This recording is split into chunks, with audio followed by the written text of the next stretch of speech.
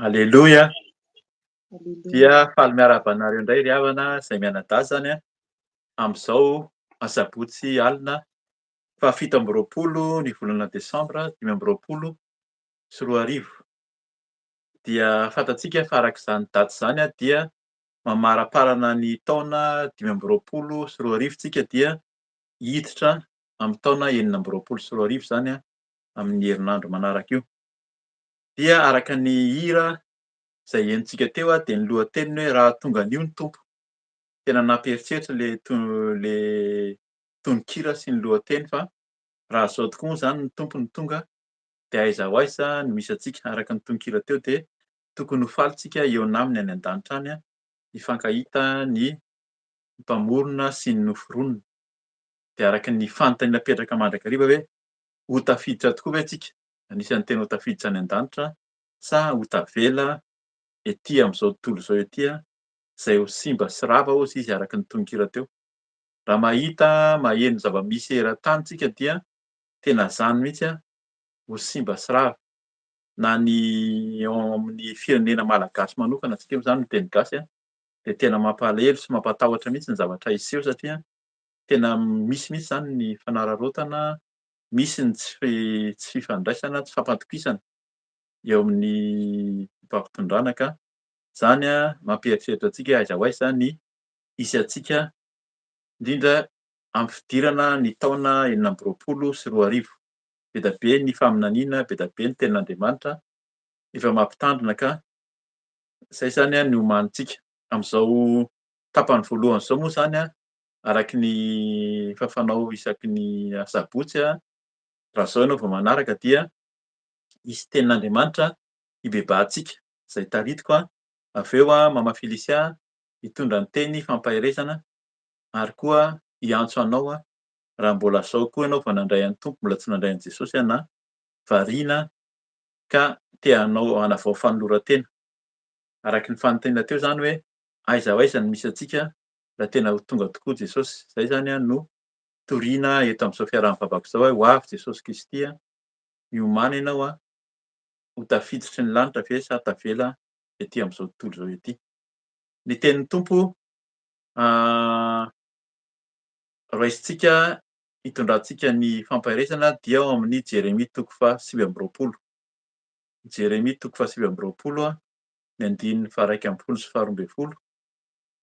Zay zany efa omanintsika mialoha fa aloha hamakiantsika ny teny dia hiaro hivavakintsika, hisaotra an'Andriamanitra sy hametrahantsika zao teny zao zany alohan'ny hibebahantsika sy handraisantsika ny teny hibebahantsika sy handraisantsika ny fahefana, ny hery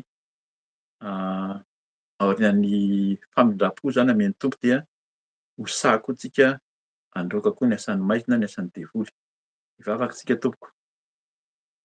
Eny ry Andriamanitra ray, ry Jesosy Kristy Tompo, fanahy masina, misaotra anao zahay satria tafahoana aminao am'zao ora zao raha ny tena marina dia efa miteny ianao fa izao no ora farany tokoa.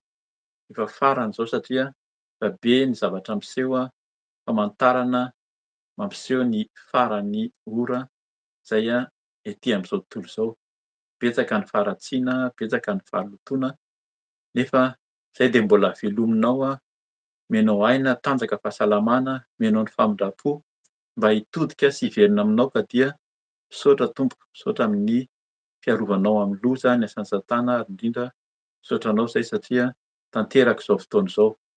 Eny Tompo, ny angatahana aminao isan'andro dia ny famindram-ponao ary eo ka ianao no hanatrika anay eto. Tsy takan'ny hanombohanay hidiranay am'zao fiaraha-mivavaka zao no hisarahanay, ivoahanay eto Tompo fa tena handray anao tokoa, mba tena hanana fanantenana zay hihaona aminao any an-danitra any fa tsy ho tavela etỳ am'zao tontolo zao ety.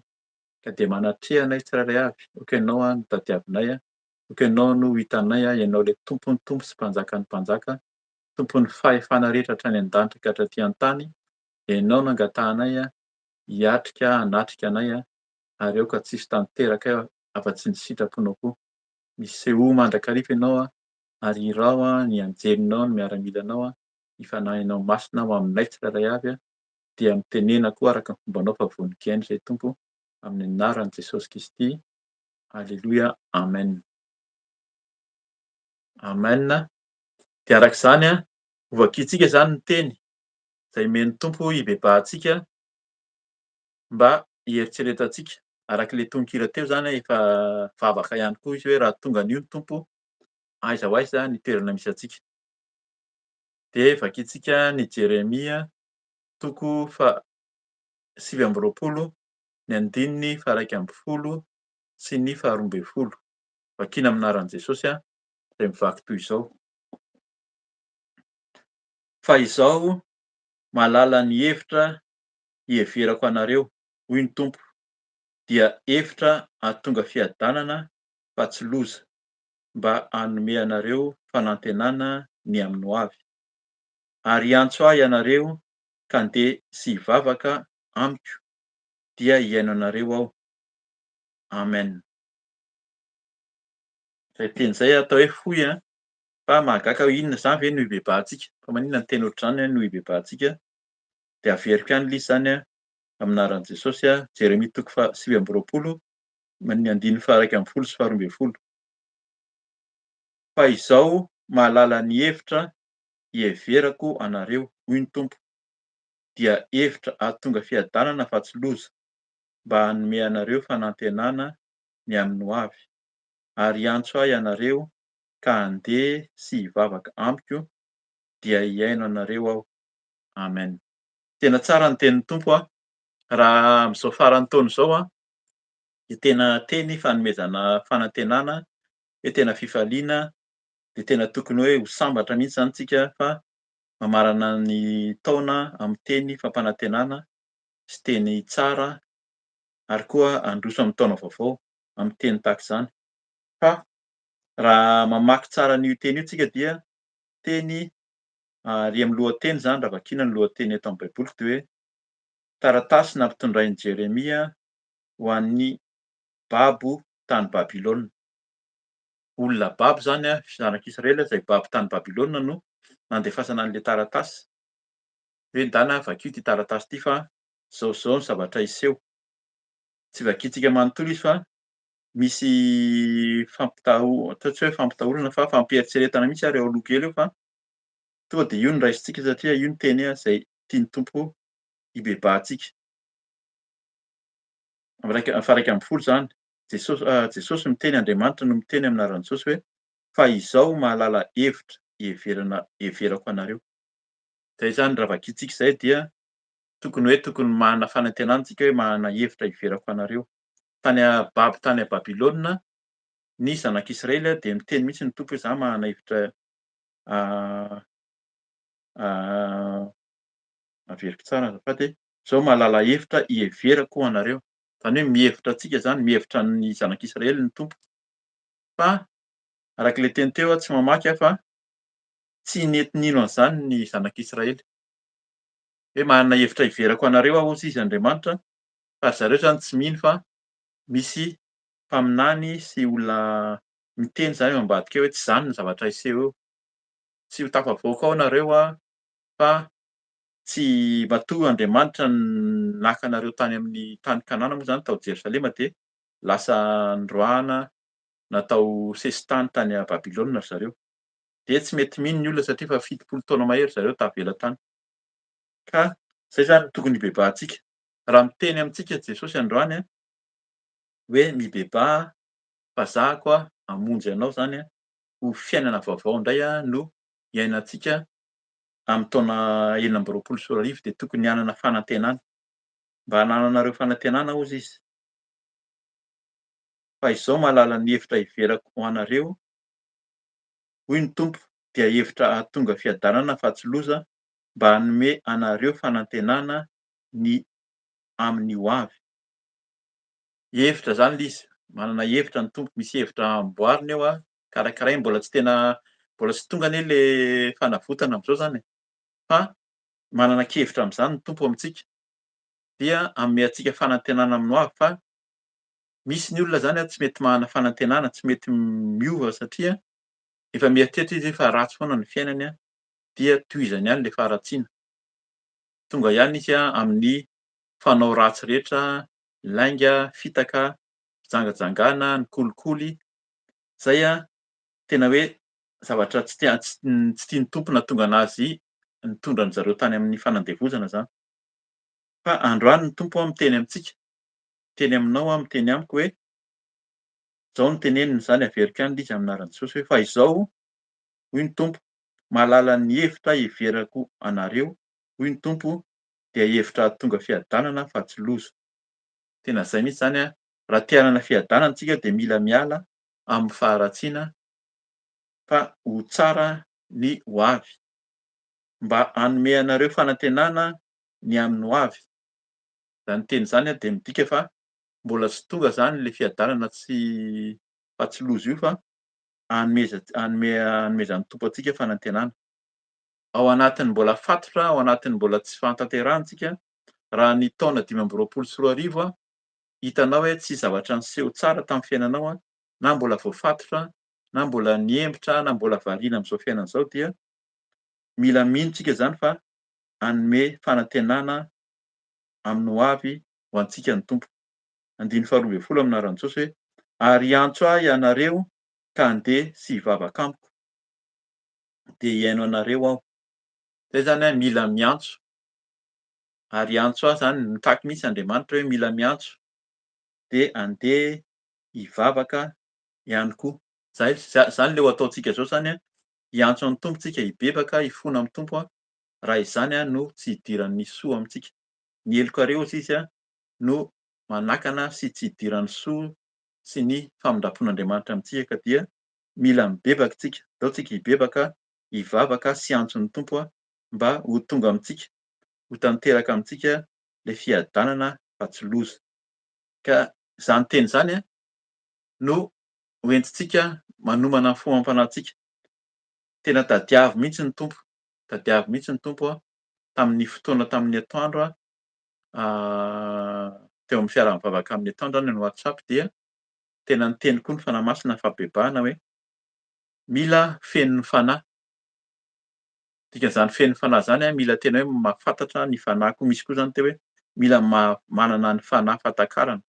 Zay indray zany tonga le teny fa tsy mety mahatakatra antsika fa variana amin'izao fiainana izao de variana mierikerika miandry ny hafa. Eto zany tena zay mihitsy no teneniny eo tandremo fa be da be ny mpaminany sandoka, be da be ny mpamitaka zay tonga eo aminareo fa mila mahatoky mihitsy. Ho avy Jesosy, raha tonga an'io Jesosy moa ve tafahomana antsika? Ary izany teny izany ve tena fampanantenana ho antsika ho amin'ny ho avy sa ndraindray koa zany tsika tsy mino? Zany teny zany de ho an'ny hafa ihany, ho an'ny zareo le tena mivavaka be zany ho an'ny zareo le efa tena mino fa za ty toa mbola tsy tanteraka, za ty tsy mendrika, za ve miendrika an'izany famindrampon'Andriamanitra zany fa andaontsika hibebaka, andaontsika hifono amin'Andriamanitra dia angatantsika mihitsy ny Tompo, ho hitantsika mihitsy zany famelan-keloka zany, angatao ny rahan'i Jesosy, angatao ny rahan'i Jesosy ny hadio antsika, hanavao ny fiainantsika, ny saintsika, ny tenantsika manontolo ary indrindra rehefa avy eo zany rehefa mahatsiaro tena fa voavela heloko tsika dia hitsangana ihany koa tsika, handray ny fahefana, handray ny hery, handroaka ny asan'ny maizina, roahy ny devoly hozy izy de handositra anareo. Mila roahana ny devoly ary ny fampaherezana koa mila tapahana. Mila tapahana mihitsy zany ny sakana, ny ozona, ny zavatra niseho tamin'iny taona dimy amby roapolo sy roa arivo iny ka hitantsika fa tsy nahasoa. Fotoana zao andraisana ny hery sy ny fahefana koa. Fa alohan'izay de mila tanteraka eo anatrehan'Andriamanitra aloha, mibebaka tsika mba tsy ho very foana zany teny zany, tena teny tsara zany hoe manana hevitra heverina antsika ny Tompo, tena fiadanana fa tsy loza. Mba tsy handalo foana zany amin'izao fotoana izao fa mba ho tanteraka amin'ny fiainantsika tsirairay avy amin'ny ankohonantsika amin'ny fianakaviana, indrindra koa amin'izao fiaraha-mivavaka izao ka dia andeha hivavaka isika, andeha handohalika, tadiavo ny Tompo, aza misalasala, aza mierikerika, aza mijery ny hafa fa aoka hozy izy, zany no teniteneny eto andininy faharoa ambiny folo, ary antso ahy ianareo ka andeha sy hivavaka amiko dia hiaino anareo aho. Hiantso ny Tompo tsika hivavaka aminy fa hihaino antsika ny Tompo hamindra fo sy hamela heloka.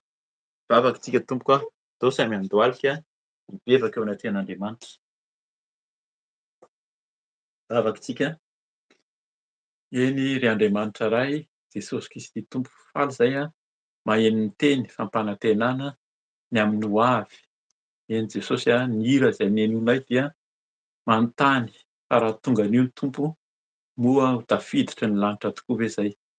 Zay tsirairay avy zao Jesosy mba manantena ny eo aminao hiditra amin'ny fanjakana ho any an-danitra any. Kanefa matetika dia mierikerika tsy mino na tonga ary ny teny fampanantenana ny amin'ny ho avy fiadanana fa tsy loza hozy ianao dia tsy mino zay mierikerika satria variana amin'izao fiainana izao, variana ny amin'ny fahotana, ny amin'ny fieritreretana ary fanahiana amin'izao fiainana izao, zany no mampanahy anay isan'andro ka de ndreto izahay mandohalika hifono aminao Jesosy, mifono aminao ny amin'ny tsy fahatanterahana rehetra. Ianao miteny aminay androany hitady anao izahay mitadiava de hahita hozy ianao adomdomy fa vohaina. Eny Tompo ankehitriny izahay mivavaka aminao, ianao tsy mijery anay amin'ny fahotanay fa n'iza n'iza miverina hitondra ny entanay mavesatra eo anatrehanao dia ianao tokoa hanome fitsarana. Ka ndreto izahay Jesosy mitondra sady entiko aminao ny masoko, entiko aminao ny masonay tsirairay avy. Izahay de mijery, variana mijery izao fiainana izao, hitanay tokoa ny ady, hitanay ny loza maneran'izao tontolo izao any amin'ny firenenay, hitanay Jesosy ny tsy fahatanterahana rehetra. Eny Tompo angatanay, mifono aminao raha tsy mahay mijery izahay Jesosy, manome anay fanantenana ianao amin'ny ho avy. Amin'izao taona vaovao izao dia tianao izahay ho afaka amin'ny fatorana, amin'ny fanandevozana ka dia mifono aminao raha tsy mahay mijery anao ilay any an-danitra any satria zany no tianao ho jerenay, ny masonay hijery ny fanjakanao any an-danitra any, ny lanitra no tianay ho jerena mandrakariva ka dia diovy amin'ny ranao soa ny masoko, diovy amin'ny ranao soa ny masonay tsirairay avy mba hitanao Tompo, mba hitanao any an-danitra any fa tsy variana etỳ an-tany ety.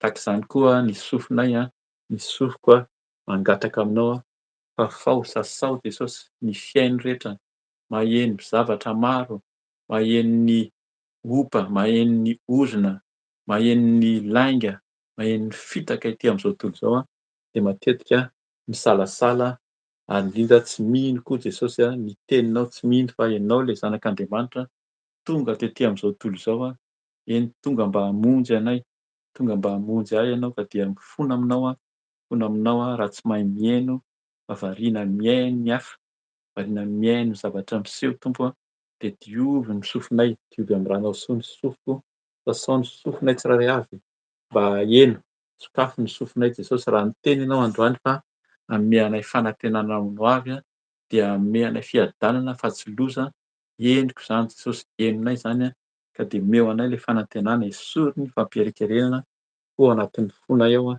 satria izahay de mierikerika ny fonay a, tsy mahafantatra intsony aho, tsy mihaino, tsy mijery anao. Fona aminao koa ny fiteninay, satria indraindray efa miteny ianao a de izay mbola hafa ny fiteninay. Teny manohitra, teny indraindray miteniteny foana ka de fonana aminao ny fiteny, ny lelanay Jesosy, ny lelako raha ny teny tsy araka ny sitraponao a, ny vava, ny molotra de diovy am'ranao soa androany, esory ny fiteny rehetra tsy mitondra fanantenana, fiteny rehetra mitondra fanameloana, fiteny rehetra mitondra faharatsiana, de entiko eo aminao koa Jesosy a ny lela, ny vavanay a, ny fiteny a, diovy am'ranao soa. Amboary ny tenanay tsirairay avy, amboary zahay Tompo a, mba tena tafiditra ao aminao irery ihany, hiaona aminao am'zao taona vaovao zao a, ka de hiala tokoa de tsy avy aminao. Entiko aminao ny tanako, raha ny asa nanao zavatra tsy araka ny sitraponao a, de diovy, diovy am'ranao soa ny tanako, ny tananay tsirairay avy. Manomboka izao de hiasa ho anao a, hijoro aminao Jesosy a, hiasa ho anao a, hitory ny fanjakanao, ny tongotro handeha Jesosy, handeha amin'ny lalana hety, hety ny lalana hozy ianao a, hiala amin'ny fahazaran-dratsy sy ny fomba ratsy fanao tsy araka ny sitraponao a, esory zany manomboka izao Jesosy a, esory a satria hety ny lalana mankany aminao, malalaka ny mandeha mankany amin'ny fahaverezana etỳ am'zao tontolo izao ka dia ampianaro zahay hijoro, handroso, handeha araky ny lalanao irery ihany a, ka dia tantany ny dianay a, ny tananay a, ka hatanteraka afa-tsy ny sitraponao a, mila an'le ranao soa zahay hanadio. Ranao Jesosy ampy manadio a, ranao ampy manavao, ka de mangataka ny ranao koa manadio ny fo sy ny fisainanay tsirairay avy, ny fo sy ny fisainako, diovy am'ranao soa. Mila ny ranao aho Jesosy hanadio ny foko, misotro ny ranao koa, misotroko ny ranao satria ny ranao irery ihany a no ampy manadio. Ny ranao no ikoriana ao anatin'ny vatako, anatin'ny foko, hanala zay tsy anao rehetra, hanala ny fanahiana, hanala ny tahotra ihany koa, hanala ny fahazaran-dratsy, ka de sotroina ny ranao Jesosy, misotro ny ranao zahay a, hanadio, esory, torana am'ranao a zay tsy avy aminao rehetra, eny na de ny aretina ary zany, ny valan'aretina, ny tsimoka-aretina amin'ny nofinay, amin'ny vatanay, amin'ny taova, de atorako am'rano Jesosy a, tsy hanjaka amin'ny tenanay, fa le ranao no ikoriana, le ranao manavao Jesosy a, le ranao manova ny fisainanay a, ny fihetsika, ny fiteny, ny fanao rehetra, ka manomboka izao dia feno fanantenana izahay, ka ny teninao tsy hiverina aminao foana fa tena hiasa amin'ny fiainako, amin'ny ankonako, amin'ny fianakaviana, amin'ny asa amin'ny mpanomponao tsirairay avy, n'iza n'iza tena mibebaka vonona hiala amin'ny faharatsiana sy fahalotona, de hanadio ianao am'ranao soa, ka de ho tanteraka aminay ny teninao a, fa fiadanana no omenao anay manomboka izao a, fiadananao Jesosy a, no tononona amin'ny anaranao aminay tsirairay avy a, ka de ho feno fanantenana tokoa zahay, feno fanantenana fa voavela heloka, mamindra foa ianao mamela heloka. Zany no asahinay Tompo, saza iah hijoro, saza hitsangana handroaka ny asan'ny maizina, ny asan'ny devoly satria ianao maniraka anay, miteny aminay fa roahy ny devoly de handositra anareo a, ka de amin'ny anaranao Jesosy Kristy a, avy any Nazareta no androahana ny devoly Satana, amin'ny anaran'i Jesosy Kristy avy any Nazareta, mivoaka nareo Satana, miala ny devoly Satana rehetra, devoly manala ny fanantenana, manala ny fierikerena, manala ny fanakoritahana rehetra ao amin'ny fo sy ny sainay a, de tiako amin'ny anaran'i Jesosy, devolin'ny Losifera, Belzeboba, mpianaketsy anam-pahefana, ny menarana ela, menarana tranainy ny dragona, tapatapahana ny lohan'ny dragona, inona? Asan'ny Satana, asan'ny devoly a, ny fahazaran-dratsy a, ny fomba ratsy, fanao ratsy rehetra, itiko amin'ny anaran'i Jesosy, any afarimy rehetra avy. Manomboka izao a de miala ny devolin'ny fanahiana, devolin'ny fanakanana rehetra, ny amin'ny sofina, ny amin'ny fijery, ny amin'ny fihetsika, amin'ny fanao rehetra, tapatapahana amin'ny anaran'i Jesosy ho any afarimy rehetra avy nareo Satana, mpianaketsy anam-pahefana, amin'ny tenako, amin'ny ankonako, amin'ny fianakaviana rehetra am'zao asan'Andriamanitra zao a. roahana amin'ny anaran'i Jesosy ny devolim-panakorotana, devolin'ny fampisarahana, devolin'ny fampierikerehana rehetra, devolin'ny tsy finoana, devolin'ny tsy finoana, devolin'ny fahazaran-dratsy ho any amin'ny farihy rehetra fa tsy hanaketsy hanavahifany. Inona koa fikasan'ny Satana hampierikerehana, hampierikerehana ny asan'ny Satana amin'ny asan'ny tompo dia didina amin'ny anaran'i Jesosy, mivoaka ny Satana sy ny devoly any amin'ny farihy rehetra avy, roahana amin'ny anaran'i Jesosy nareo Satana, tsy hanaketsy hanavahifana ny asan'ny devoly Satana rehetra. Dorana amin'ny ran'i Jesosy, dorana amin'ny ran'i Jesosy, roahana amin'ny anaran'i Jesosy ho any amin'ny farihy rehetra avy. Inona fikasan'ny Satana? Devolin'ny fanenjehana, devolin'ny fanaratsiana amin'ny fiainanay, devolin'ny fanakanana ny voninahitr'Andriamanitra, devolin'ny fanakanana ny fitahiana ihany koa, didina amin'ny anaran'i Jesosy any amin'ny farihy rehetra avy. Roahana amin'ny anaran'i Jesosy koa devolin'ny aretina, inona tsimoka aretina, valana aretina, miendrika aretina rehetra amin'ny tenako, amin'ny ankonako, amin'ny asan'Andriamanitra, ny aretina amin'ny mpanompon'Andriamanitra amin'izao fotoana izao dia didina amin'ny anaran'i Jesosy, miala ny Satana, ny aretina, ny loza, didina amin'ny anaran'i Jesosy nareo Satana, ny miendrika loza rehetra, ny accident, ny devolin'ny aliky ny fahafatesana, devolin'ny fahafatesana, foanana amin'ny anaran'i Jesosy, roahako amin'ny anaran'i Jesosy, tsy hanjaka amin'ny tenako, tsy hanjaka amin'ny fiainako ny Satana, devolin'ny fahafatesana, devolin'ny loza, devolin'ny aretina, miala amin'ny anaran'i Jesosy, mivoaka any amin'ny farihy rehetra avy ny Satana sy ny devoly, tsy hanaketsy hanapahefana devolin'ny mpamosavy, miendrika fahamisaviana rehetra, fanaka amin'ny anaran'i Jesosy Kristy, devolin'ny mpamosavy, devolin'ny zaza vavin-drano, ny Jezebela, inona fomba ratsy fanaon'i Jezebela, roahako amin'ny anaran'i Jesosy, tsy hanjaka amin'ny tenako sy ny ankonako, amin'ny mpanompon'Andriamanitra rehetra, ny asan'ny devoly, devolin'ny kalanoro, ny mpangalatra, devoly mpangalatra ny fitahiana, mpangalatra ny fahasoavana, miala any amin'ny farihy rehetra avy nareo Satana, tsy hanaketsy hanapahefana amin'ny fiainanay, amin'ny fiainako, ny asan'ny devoly Satana rehetra. Inona fikasana?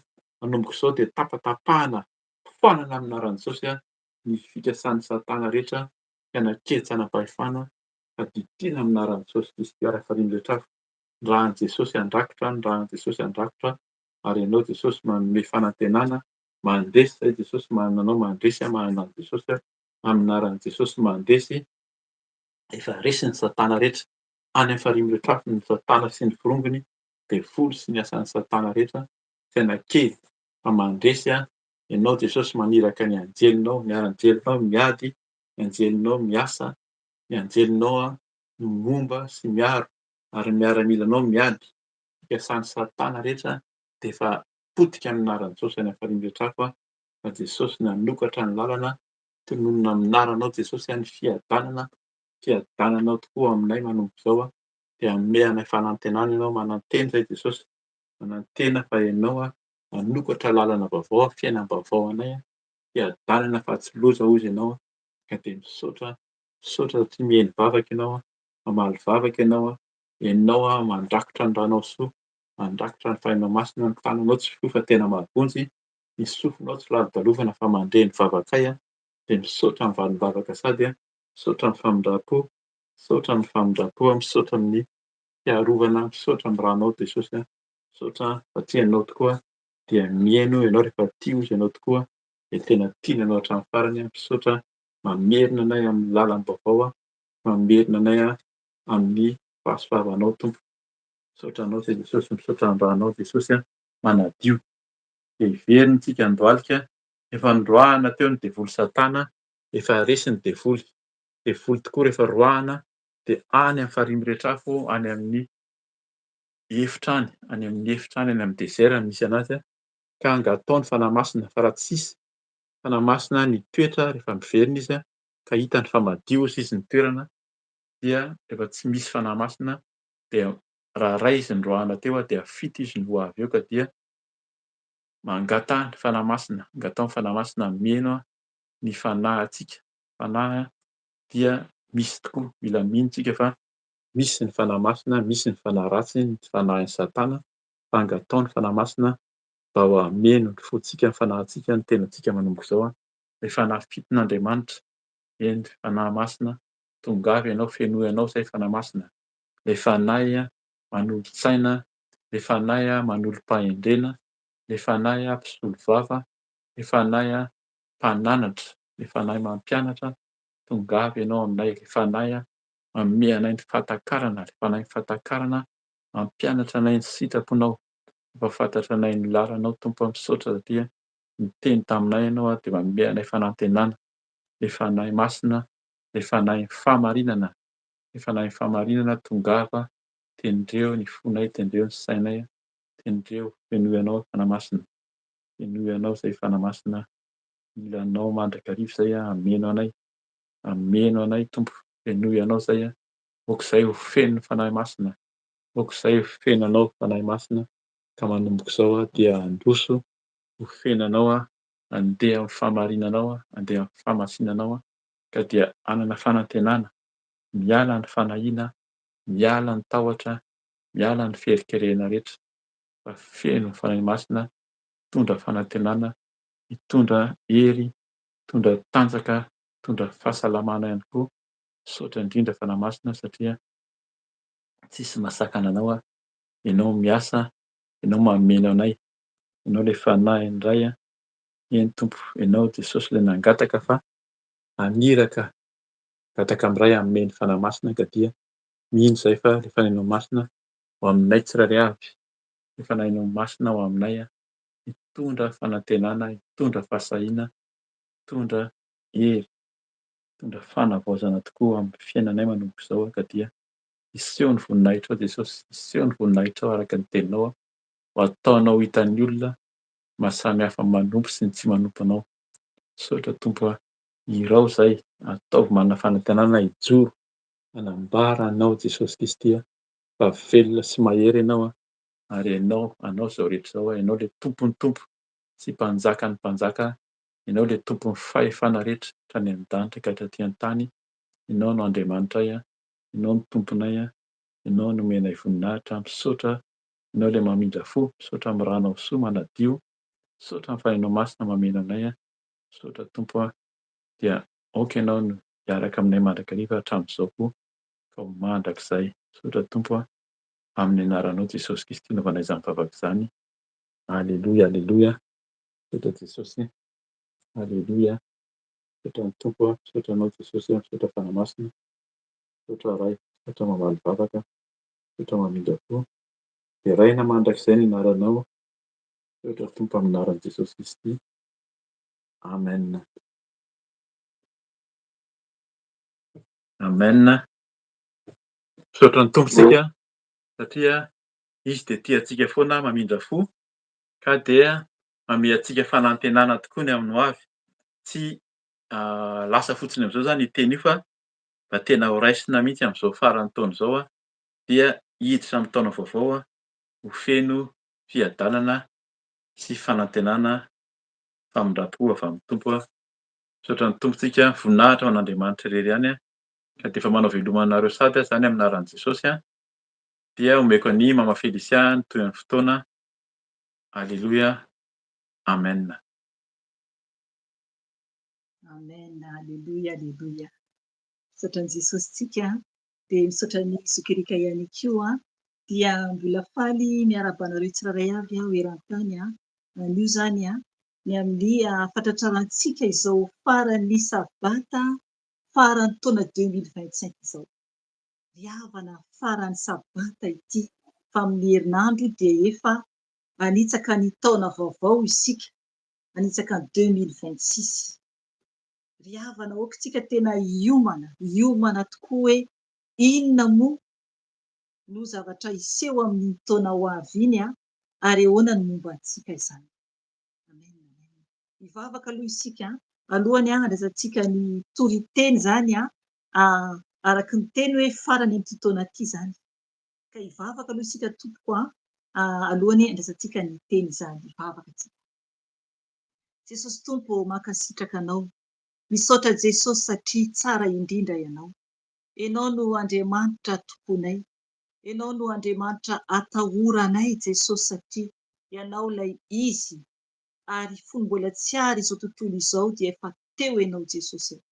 Ka ianao no mila sandratra foana amin'ny fiainanay satria ho avy ianao Jesosy. Ho avy ianao Jesosy araka n'ilay teny mpanomponao teo. Eny Jesosy, miandry ianao izay tompo ny amin'ny fiavinao.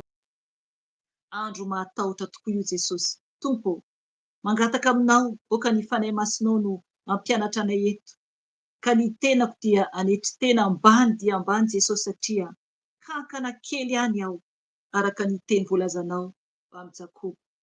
Tompo, kankana izay tsisy dikany akory Jesosy aho, ka mangataka Tompo, oka ianao hisandratra, oka ianao ampahery anay amin'izao faran'ny taona izao, na efa nahazo teny izay Tompo teo ny amin'ny teny izay nomenao ny mpanomponao, hoe ianao no malala ny hevitra iveranao anay. Jesosy, misaotra anao. Ankehitriny Tompo, mbola azo teny hafa izay anamboaranao anay, ampiomananao anay Jesosy, alohan'izay hanitsaka ny taona 2026. Tompo, mitenena araka ny fahazaranao, mitenena fanahy masina, oka ianao andray ny kontrola ny momba ny tenako manontolo, fa izaho dia fitaovana ihany, ka ny voninahitra dia ho anao Jesosy, ho anao rery ihany izany. Sokafo ny masom-panahy ny tsiraray avy, tena andray izay sahaza ny tsiraray avy, zay vao hisaraka eto.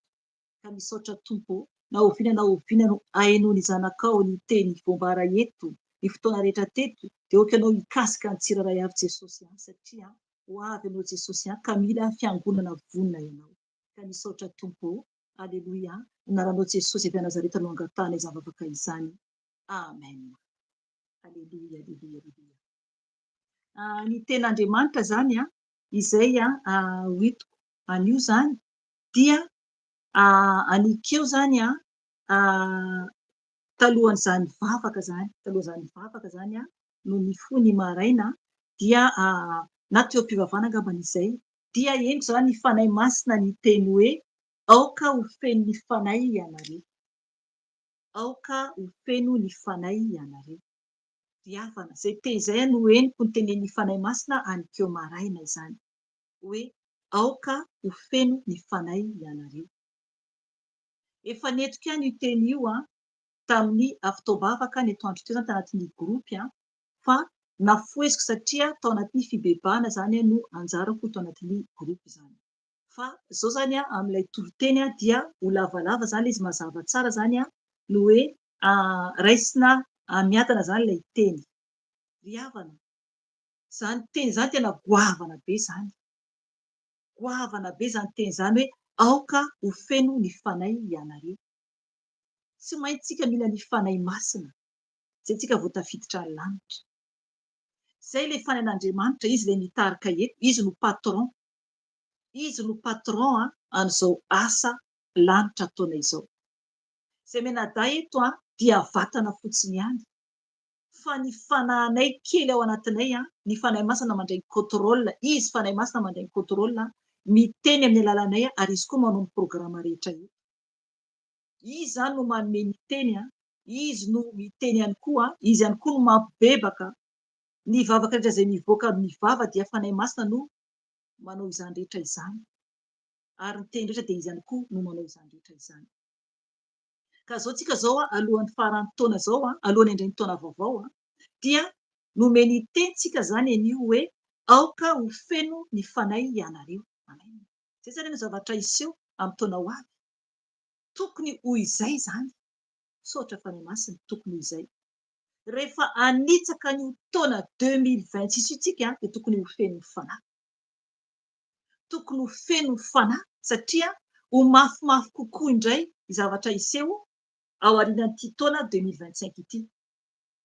Raha vao ohatra ka vita ny 2025 ity, dia ho mafy kokoa ny ady etrehantsika tsiraray avy, satria ho avy Jesosy.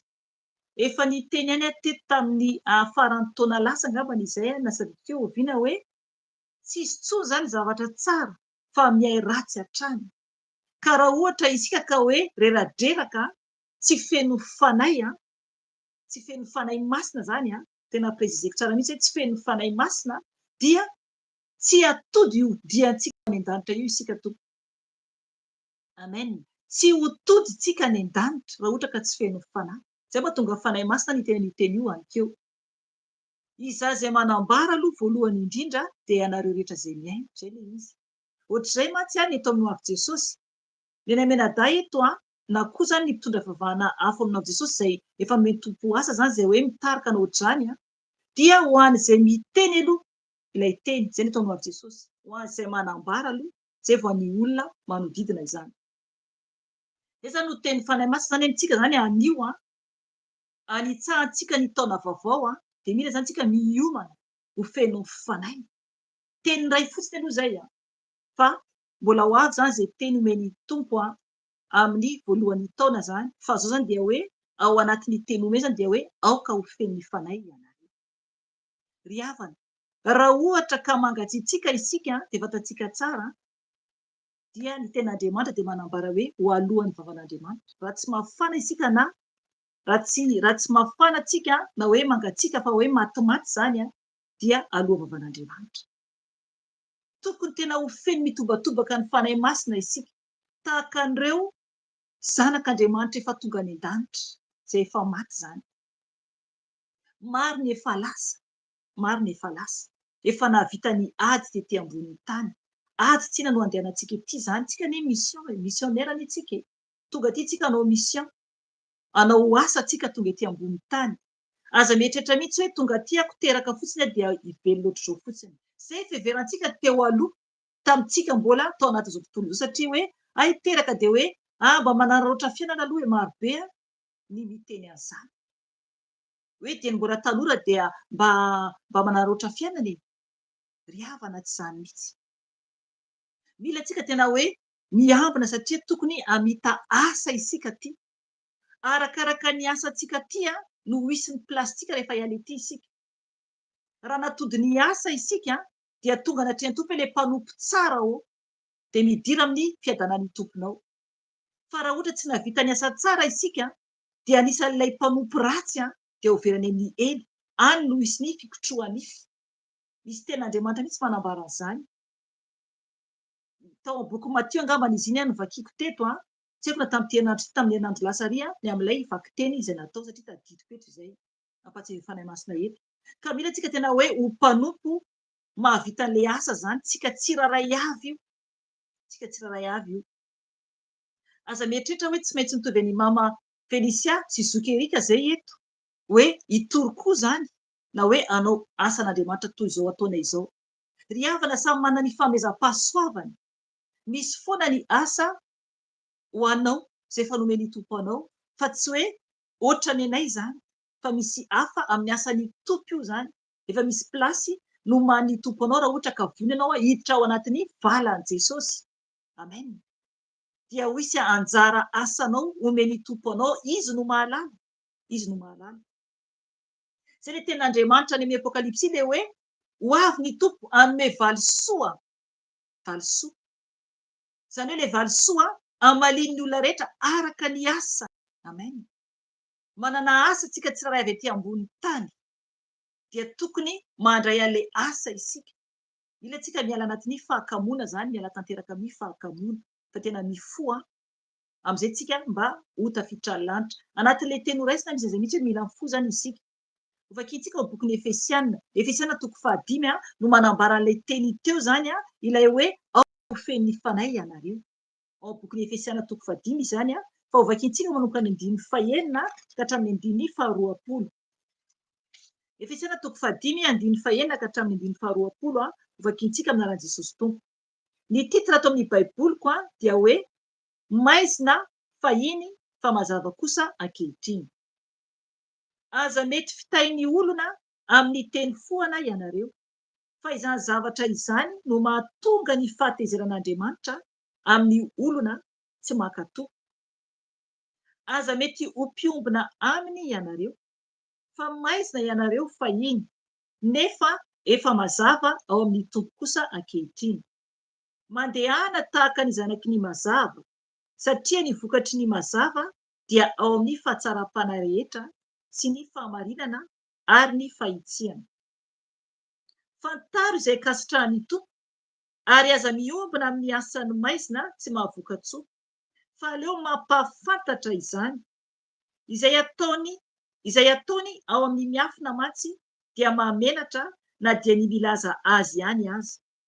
Fa ny zavatra rehetra rehefa ampahafantarina dia aseho ny mazava. Fa na inona aseho dia mazava. Koa izany no ilazany hoe mifoha aza ianao izay matory ary mitsangana amin'ny maty dia ampahazavanao Kristy. Koa tandremy tsara ny fitondran-tenanareo mba tsy ho tahaka ny adala fa tahaka ny endry. Araraoty ny fotoana azo anaovan-tsoa fa ratsy izao andro izao. Ary noho izany dia aza miadaladala fa fantaro izay sitrapony tompo. Aza ho mamon-divay ianareo fa misy fanarana-po amin'ny ratsy amin'izany. Aoka ianareo ho feno ny fanahy, mifampiresaha amin'ny salamo sy ny hira ary ny tononkira-panahy, ka dia mihira sy mikaloha ao am-ponareo ho an'ny tompo. Misaora mandrakariva an'Andriamanitra ray noho ny zavatra rehetra amin'ny anaran'i Jesosy Kristy tompontsika. Amen. Eo zany le ten'Andriamanitra manambara momba ny amin'ny hoe tsika zany tokony ho feno fanahy. Tokony ho feno fanahy isika. Raha feno fanahy isika dia marobe zany ny toetra tsy maintsy miala amintsika zany. Marobe ny toetra tsy maintsy ialantsika tompoko mba hafeno ny fanahy antsika zany, mba hafeno ny fanahy masina antsika zany.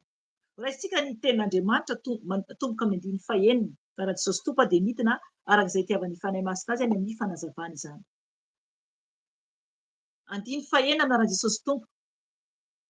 Aza mety fitahin'ny olona amin'ny teny foana ianareo, fa izany zavatra izany no mahatonga ny fahatezeran'Andriamanitra amin'ny olona tsy mankatoa. Amen.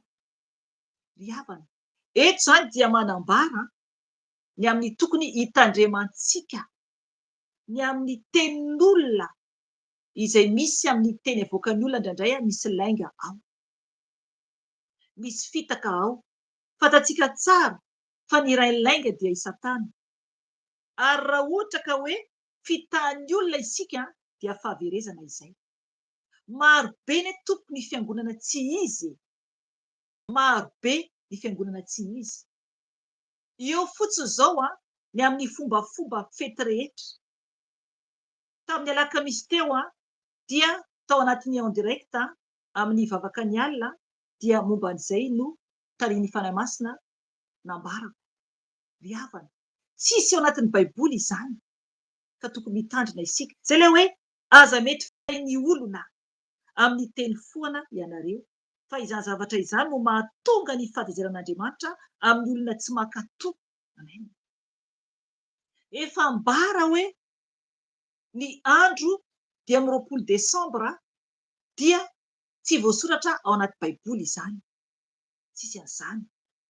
Dia ny olona mbola mizingizina ihany fa mbola manao an'ilay fety ihany. Ry havana, nefany hoe mivavaka. Rehefa mahafantatra ianao ka mbola manao izany dia eo no mahatonga ny fahatezeran'Andriamanitra satria tena mamahazovazy an'Andriamanitra. Fa raha mbola tsy mahafantatra kosa ianao dia ny tompo ampahafantatra anao mba hiambenanao mba tsy hahasolafaka anao. Zay le teny hoe dia aza mety baiko izany, aza mety fitahin'ny olona. Oka ny olona tsy hamitaka anao hitarika anao any amin'ny elo. Misy ange ny olona mitarika mihitsy ohatra hoe hisotro toaka. Tena efa nisy olona mihitsy ohatr'izany, olona fantatro mihitsy efa mitarika ohatr'izany. Mitarika anao hanao ratsy, mitarika anao hijangajanga. Misy mihitsy olona tompo mahafantatra mihitsy olona mitarika manao an'izany. Misy olona mamitaka amin'ny fiteny ka mila mitandrina isika. Eto ten'Andriamanitra dia tena hoe aza mety fitahin'ny olona amin'ny teny foana ianareo. Ry havana, raha fantatrao izao fa zavatra tsy marina, zavatra diso dia tokony hitandrina isika. Okantsika hijoro raha te ho feno fanahy, raha te famindra vaovao amin'ny taona vaovao, satria ho betsaka ny ady ho atrehantsika tsiraray avy amin'ny taona vaovao. Ka raha te ho feno ny fanahy masina tompo, izany hoe tsy terena izany ianao, fa raha te ho feno fanahy masina ianao dia mila manomboka miova famindra amin'ny fiainanao. Mila manomboka miova ny amin'ny fomba fitondram-piainanao, satria ny fanahy masina dia izany hoe anarany hoe fanahy masina izany. Ka tokony homendrika itsika vao hitoeran'ny fanahin'Andriamanitra. Dia andininy fahafito. aza mety ho mpiombona aminy ianareo. Amen.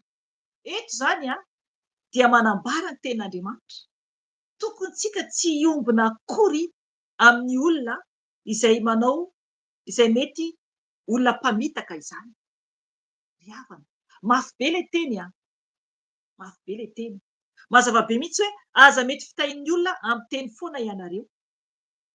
Dia eo izy ambany 7 manambara hoe aza mety ho mpiombona aminy ianareo. Ry havana, misy olona tsy mety hialantsika zany. Baiko ny fanahy masina eto mazava be le teny. Mila tsika tsy maintsy miala amin'ilay olona izay zany hoe amitaka antsika zany. Baiko ny tompo mihitsy zany eto. Baiko ny tompo mihitsy eto. Manazava amintsika mihitsy ny fanahy masina eto. Fona ny tompo satria ny tompo mihitsy no mibaiko, fanahy masina no miasa. Mila tsika tena mitandrina be satria eto dia hoe aza mety ho mpiombona aminy ianareo. Aza manaiky miombona amin'ny olona izay manao teny famitahana zany. Fantatrao zao fa ho simba sy ho potika ny fiainanao raha miaraka amin'ny olona toy izany nefa mbola eo ihany ianao. Matoa tonga io teny io dia misy zany olona mbola mankasitraka an'izay zavatra izay. Za toko tao anatin'izany fa tsoahany tompo tao. Tsisy mamenatra mihitsy izany. Tsoahany tompo tamin'ny olona izay mitarika anao ratsy. Tsoahany tompo tanteraka tao. Rehefa tsy vitanao dia mangataha amin'i Jesosy hoe Jesosy oka ianao tompo hiditra an-tsehatra hanafakay ny amin'ny izay olona hanimba ahy. Amen. Manao amen dia ho tanteraka aminao izany. Dia ho gaga ianao hoe ahy ilay olona ohatran'izao iny nalany tompo tamiko. Dia hatsiaro fahasambarana ianao. Fa raha ohatra ilay olona ka hiova anaraka an'i Jesosy dia hijanona eo izy ary hiova izy anaraka ny tompo. Fa rehefa tsy hiova ilay olona iny dia alany tompo iny. Alany tompo iny satria hanimba ny fanahinao zanany. Amen. Zay le izy. Zay le izy. Nefa kosa isika tsy maintsika mampafantatra an'ilay olona aloha zavatra tsy mety. Eo ambanimbany eo ny teny. Dao toy izay tsika ihany ny teny 9:9 raha Jesosy tompo. Averiko 9:7. Aza mety ho mpiombona aminy ianareo fa maizina ianareo fahiny nefa efa mazava ao amin'ny tompo kosa ankehitriny. Mandehana tahaka ny zanaky ny mazava. Toy izay tsika ihany. Satria ny vokatry ny mazava dia ao amin'ny fahatsaram-panahy rehetra sy ny famarinana ary ny fahintsiana. Amen. Tanareo izany. Eto zany teny tompo dia manambara hoe isika maizina teo aloha ary tena maro izany. Tao anatin'ny aizina isika. Tao anatin'ny fahalotoana rehetra zany. Raha efa mahatsiaro hoe afaka ianao.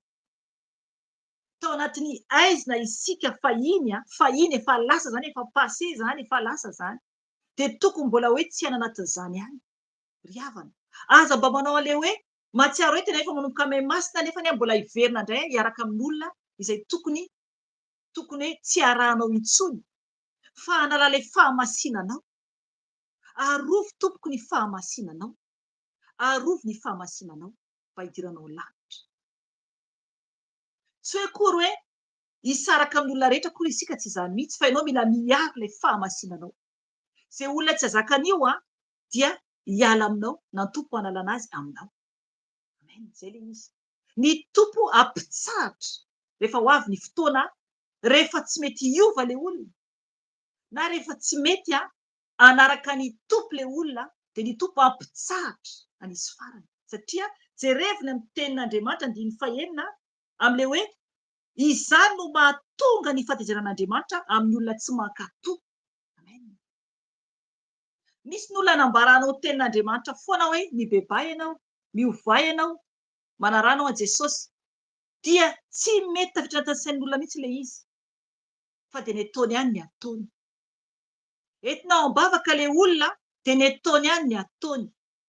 Ampahalalanao lalamarina ilay olona dia ny ataony ihany ny ataony. Dia rehefa farany ny tompo ampitsahatra an'io. Misy farany avokoa zavatra rehetra.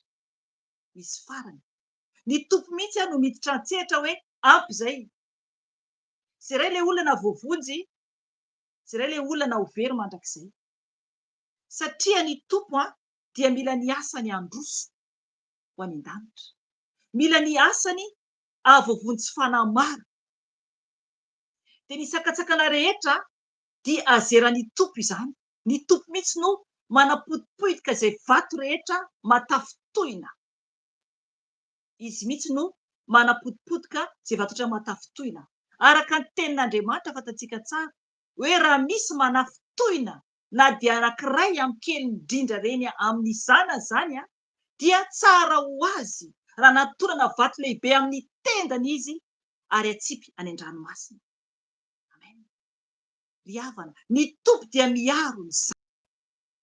Ny tompo dia miaro ny zanany. Fa i Satana dia mitady hevitra hanapotika ny zanak'Andriamanitra. Nefa ny tompo tsy hamela ny zanany ho alaim-panahy ela, fa asiany alalana ahafahany izany mba hanafahany ny zanany avy eo, ahafahany zanany hanao ny asany satria irak'Andriamanitra ny zanany. Izay ny eo amin'i Jesosy. Izy toy izany tadidio Jesosy zavatra niseho taminy.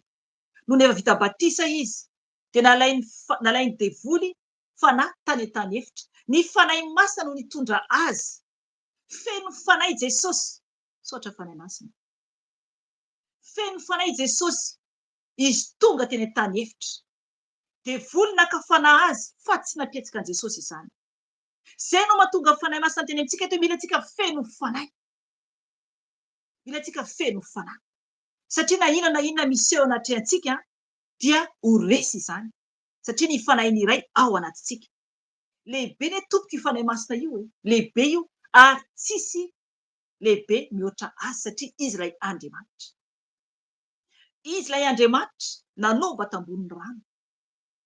Ary rehefa misy ny fanan'Andriamanitra anatin'ny olona iray dia atahorany fahavalo. Tokony hatsapany izany ianao. Raha ao aminao ny fanahin'ny tompo dia mangovotra anie ny fahavalony. Na ny olona raha manodidina anao dia matahotra an'ilay fanahin'ny tompo ao anatinao. Tsy ianao akory no atahorany. Izay tadidio tsara izay. Tsy ilay vatanao mandehandeha akory fa ilay fanahin'ny tompo ao anatiny hitany. Fanahin'ny tompo ao anatinao.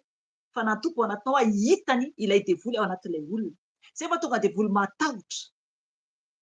Izay mahatonga anazy ny ataony dia ny hanafika foana ny tena zanak'Andriamanitra.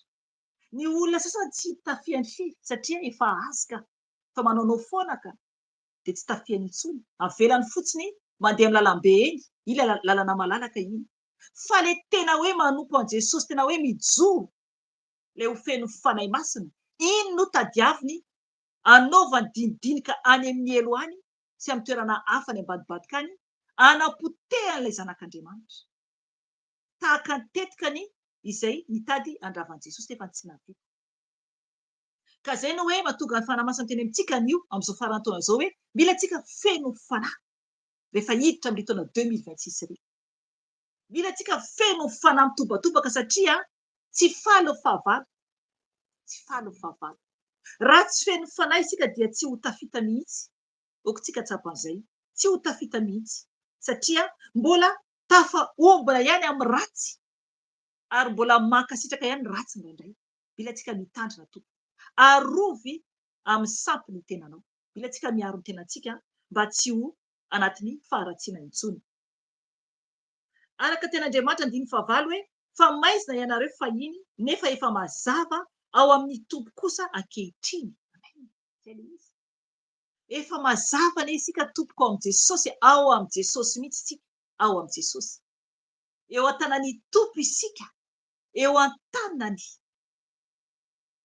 Anatin'ny fahazavana isika fa tsy anatin'ny aizina. Aoka ho tsapantsika izany. Aza miombona intsony amin'ny aizina fa mijoroa amin'ny fahamasinanao.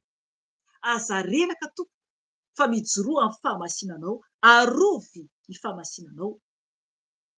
Dia hoy ny ten'Andriamanitra andiny fahavalo ihany hoe mandehana tahaka ny zanaky ny mazava satria ny vokatry ny mazava dia ao amin'ny fahatsaram-panahy rehetra sy ny fahamarinana ary ny fahintsiana. Amen. Izay ilay zanaky ny mazava, izay ilay zanaky ny tompo izay. Rehefa zanaky ny tompo isika dia mila tsika mandeha toy ny zanaky ny mazava satria zanaky ny mazava isika. Izay ilay mazava. Dia araka ten'Andriamanitra hoe satria ny vokatry ny mazava dia ao amin'ny fahatsaram-panahy rehetra. Amen. Mila antsika manana fahatsaram-panahy. Mila antsika tsy masika tsy ratsy fanahy. Miala amin'ny toetra ratsy. Raha mbola misy an'izany amin'ny kabiny anatin'ny fo dia mangataha amin'ny tompo ialan'izany. Mba tsy ho izany intsony amin'ny 2026. Mangataha amin'ny tompo ny amin'ny fahatezerana ny amin'ny fahasikana. Mangataha amin'ny tompo. Satria Jesosy dia feno fahatsaram-panahy. Ary tiany olona rehetra Jesosy. Tsy manilikilika na iza na iza Jesosy. Mila antsika tena mitovy amin'ny Jesosy. Izany hoe feno fahatsaram-panahy rehetra sy ny fahamarinana ary ny fahintsiana. Amen. Io izany ilay afeno fanahy masina antsika. Mila antsika tena hoe feno fahatsaram-panahy. Tsy manavakavaka. Mila antsika feno fitiavana. Mila antsika ihany koa anatin'ny fahamarinana. Mila marina isika na treny iza n'iza izany dia mila marina isika. Dia eo ihany koa ny amin'ny fahintsiana. Mila mahitsy amin'izay rehetra atao. Mila tsy miolakolana intsony. Mila tena hoe mahitsy amin'izay rehetra atao. Ry havana, mila antsika mahay mitia ny olona rehetra tsy ankanavaka. Satria ny tompo dia tia ny fanahy rehetra. Fa ny mitandremanao kosa araka nambara teo dia tsy miombona amin'ny ratsy. Tsy mankasitraka anao ratsy izany intsony. Mila miala amin'izany. 10 isika izao. Fantaro izay kasitrahan'ny tompo. Amen. Hitanareo izany. Mila antsika mahafantatra izay kasitrahan'ny tompo. Hoe inona moa no ankasitrahan'ny tompo. Mila antsika mahatakatra arak'ilay tenen'ny Zokerika tamin'ny atoandro tao anatin'ny gropy dia tena hoe fanahy ny fahatakarana. Mila antsika mahatakatra ny amin'ny izay ankasitrahan'ny tompo. Ankasitrahan'ny tompo. Ry havana, tsoroko aminareo fa amin'izao farantaona izao dia anatin'ny fandinihan-tena mihitsy aho. Anatin'ny fametrahana fanontaniana amin'ny tompo. Satria izay no tokony ataontsika. Ny ataontsika izany, tokony ataontsika izany amin'izao farantaona izao dia ny atao hoe, ny ataontsika dia hoe mila antsika manontany Jesosy inona Jesosy no tsy nety nataoko tamin'ity taona 2025. Inona tompo no tokony ovana amiko. Inona Jesosy ny zavatra mbola tsy nataoko. Mila antsika tena hoe manao bilan izany zavatra nataontsika tamin'ity taona ity. Mandinika hoe inona vitantsika, inona mbola tsy vitantsika, inona no tsy mety amin'ny ara-panahintsika, inona no toetra ratsy nisy tamintsika izay mbola tsy afaka. Mba tsy ho haintsika intsony amin'ny 2026 fa mba tena olona fahazavana izany miditra amin'ny 2026 satria ady goavana koa ny etrentsika amin'ny 2026. Eo ny teny noentin'ny Zokerika teo tamin'iny omeny fanahy masina ny amin'ny hoe izao mahalala ny hevitra ivelako anareo dia tondra fiadanana fa tsy tondra loza. Saorantsika lehibe ny tompo. Saorantsika lehibe ny tompo satria mifandray mihitsy ny amin'ny hoe raha tsy manana ny fanahy masina isika dia ny tompo anie tsy karakarantsika. Izy karakara ny zanany tsirairay avy. Mila antsika tena hoe miantso azy araka ny teny nentin'ny mpanompony teo. Antsoy aho izy. Mila antsika miantso an'ny tompo. Olona manao ahoana no miantso an'i Jesosy? Olona vonona hiova anie no miantso an'i Jesosy. Olona vonona hiova hiala amin'ny ratsy rehetra no miantso an'ny tompo. Ka mila antsika tena hoe mangataka amin'ny tompo hoe Jesosy inona tompo no tsy nety tamin'ny fiainako tamin'ity taona ity. Inona Jesosy no tianao ataoko. Ny anankiray eto dia ambarako anareo mila antsika manomboka mankatoa an' Jesosy 100%. Mila fankatoavana an' Jesosy, mila fiainona an' Jesosy. Mila antsika miaino azy foana, miaino ny tompo satria mazava be eto amin'ny 9:1. Zay ilay hoe mahatonga ny olona izany ilay olona tsy mankatoa mahatonga ny fahatezeran'Andriamanitra. Ny tsy mankatoza izy no mahatonga ny fahatezerana. Aoka hianatra ankatoa an' Jesosy manomboka amin'ny début de l'année. Manomboka izao dia fianarantsika sady izany. Samy mahery daholo ny tsirairay avy. 9:10 isika izao. Ary aza miombona amin'ny asan'ny maizina tsy mahavoka tsoa. Fa aleo mampahafantatra izany. Amen. Hitanareo izany?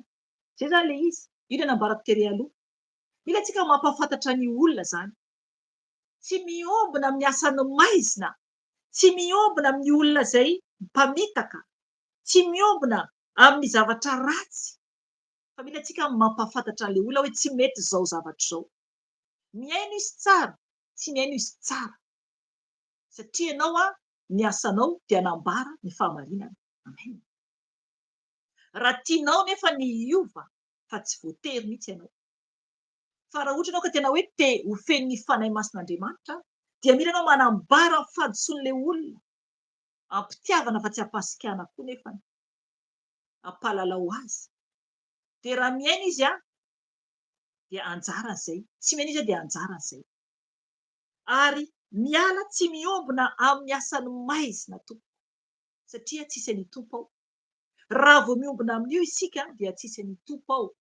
Miala ny tompo raha vao misy asany maizina anatin'ny fiainantsika. Tsisy any tompo ao, satria ny tompo rehefa eny dia eny, rehefa tsia dia tsia. Izay ny amin'i Jesosy. Tsy afaka mihitsika hitan'Andriamanitra anankiroa. Dia Andriamanitra lehibe, Andriamanitra Israely izany izay tompontsika, dia hoe Andriamanitra Satana ve? Tsia. Tsy maintsy Andriamanitra iray ihany. Jesosy dia saro-piaro. Zaraintsika azy na zaraintsika tsy azy. Izay ny Andriamanitra tompontsika tompo. Ka mila antsika tena hoe mampahafantatra ny olona amin'ny toetra ny olona izany izay tsy mety dia anjaran'ny olona no manaiky ny tompo na tsy manaiky ny tompo. Dia raha tsy manaiky ny tompo izy dia vita ny didinao dia mifalia fa afaka ianao, afaka ianao. Ary mahatsiaro fahasambarana ianao. Za tena mahatsapa an'izany mihitsy satria izay olona nizaniza izay teo anaty fitariana ny ratsy rehetra dia efa nanambarako an'ny tompo, tenako an'ny tompo, izay tratrako antso moa izany, dia tratrako antso dia efa nambarako. Fa ny olona no misafidy ny lalany, ao koa ny fanompoan-tsampy, efa nambarako, efa impiry mihitsy amin'ny olona izay anatin'izany. Fa anjaran'ny olona sisa izany satria samy manana ny safidiny. Amen. Tsy afaka manery olona isika tompo, mila mitandrina. Aza manery na iza na iza. Manambara ianao dia avery indray-pandeha na indroa na intelo ohatra, fa tsy atao hoe matetitetika. Dia rehefa tsy miaino ilay olona dia mipetraka amin'izay ianao satria efa ampy izay. Tahaka ilay tenin'Andriamanitra, tahaka ny tenin'ny tompo hoe rehefa tonga amin'ny toerana iray ianareo ka tsy mandray anareo ny olona dia ararao hoe ny vovoky ny tongotrao, ny kapanao na tongotrao izay. Izany hoe iny marika iny dia hitan'ny tompo iny fa efa nitondra ny filazantsara teo ianao, filazantsara. Izany hoe ilay fahamarinana sy fahamasinana. Efa nitenao tamin'ilay olona hoe mialahy fijangajangana fa ratsy io. Mialahy fanompoan-tsampy fa ratsy io. Mialahy koa fangalaram-badolona fa ratsy io. Mialahy amin'ny fanaovana ody gasy fa ratsy io. Mialahy amin'ny zavatra maloto rehetra fa ratsy io. Amin'ny fitafiana tsy mendrika, amin'ny kritika, amin'ny toetra ratsy rehetra, efa niteny ianao izay, hitan'ny tompo iny. Izay ilay hoe misy marika nandalovanao teo, izay ilay filazantsara marina. Izay ilay eto amin'ilay teny eto ambony eto hoe mila izantsika tena hoe anaty fahitsiana sy fahamarinana.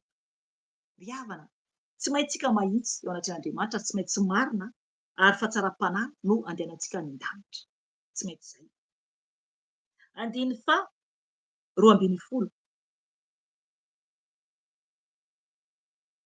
izay ataony ao amin'ny miafina matsy dia mahamenatra na dia ny milaza azy ihany aza. Amen. Hitanareo izany? Ny olona mpanao ratsy dia ao anatin'ny aizina dia na ny ataony ao amin'ny miafina aza mazava ny tenin'Andriamanitra eto dia mahamenatra na dia milaza azy aza. Na dia milaza azy ihany aza. Amen. Ry havana, tena marina izany. Tena hoe ny tompo mihitsy no mampahafantatra izany antsika. Mila mitandra izany isika. Mila mitandrina. Mila mitandrina. Eto dia mahatsiaro témoignage ataoko teto efa ela izay témoignage izay fa tsy haiko hoe mahatonga anahy mahatadidy izay témoignage izay vehivavy silamo nitoriako teny taty amin'ny ville misy anay aty izany. Misy groupe zareo io miaraka izany teo amin'ny 3-4 teo ireo vehivavy ireo izany. Dia tsy haiko fa ilay anankiray tamin'ireo nasain'ny tompo nasay fanamasina natonako hoe tenako an'ny tompo izany. Dia noho avy eo tsy mihaino izany ilay olona, tsy mihaino izany. Tsy mihaino izany na dia ambarako izany dia tsy mihaino izany fa tonga dia ohatran'ny hoe mandasy ohatran'izany.